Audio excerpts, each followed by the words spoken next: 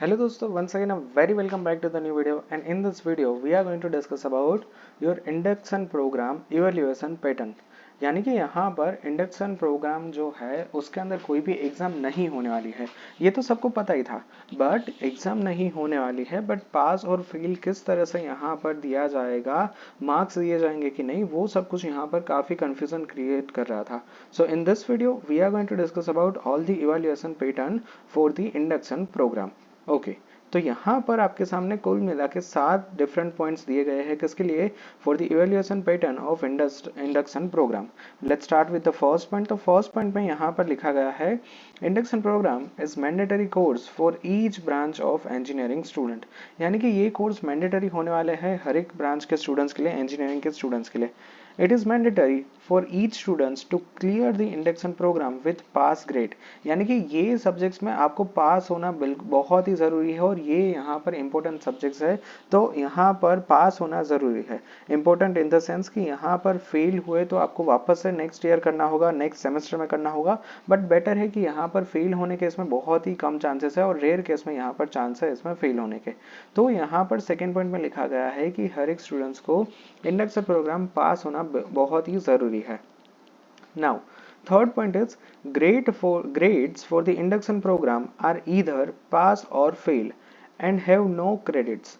Evaluation for induction program is based on the induction program report prepared by the student or from the student diary, and student will declare as pass or fail। यानी कि यहाँ पर सबसे पहले लिखा है कि पास और फेल यहाँ पर आपके आएंगे ग्रेड्स के अंदर। इसके अंदर क्रेडिट कुछ भी नहीं है, subject credit is 0।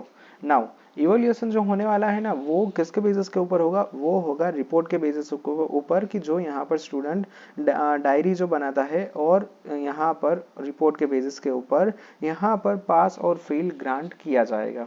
Now next point is, student has to submit the induction program report at the end of first semester July approved by mentor और HOD।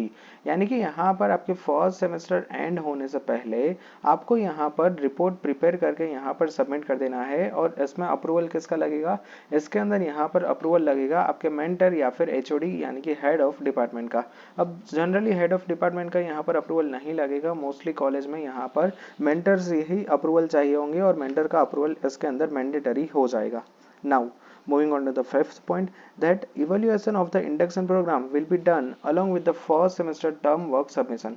यानी कि यहाँ पर evaluation कब स्टार्ट हो जाएगा, क्योंकि जब यहाँ पर फर्स्ट सेमेस्टर का टर्म वर्क सबमिशन होगा, यानी कि आपके असाइनमेंट और जो भी आपको प्रैक्टिकल्स दिए जाएंगे वो आप यहाँ पर at the end of semester यहाँ पर आपको सबमिट करना होगा, और इसको बोलते हैं सबमिशन। तो सबमिशन के टाइम इसके साथ साथ ही यहाँ पर evaluation हो जाएगा। Point number 6 is, the evaluation is carried out by internal examiner from the institute itself। The entry on the GTU portal will be pass or fail, not marks। यानी कि आपकी कॉलेज के ही कोई इंटरनल एग्जामिनर इसको इवोल्यूएट करेंगे, और इसके बाद जैसे यहाँ पर कॉलेज की साइड से इवोल्यूएशन हो गया, तो फिर यहाँ पर GTU के पोर्टल के ऊपर यहाँ पर सिर्फ और सिर्फ पास और फेल ही एंट्री करना होता है। यहाँ पर मार्क्स कुछ भी एंट्री करने नहीं होते हैं। तो ये तो श्योर हो जाए कि इसके अंदर कहीं पर भी मार्क नहीं आने वाले हैं, सिर्फ और सिर्फ इसमें पास और फेल ही आएगा। The next is, the students who will fail have to reappear again after every 6 months as remedial exam।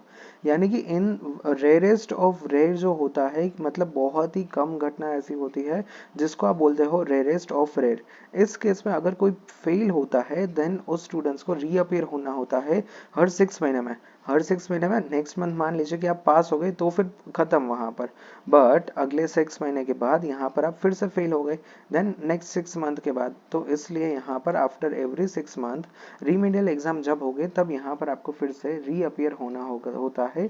तो this is entire evaluation pattern for your induction programme.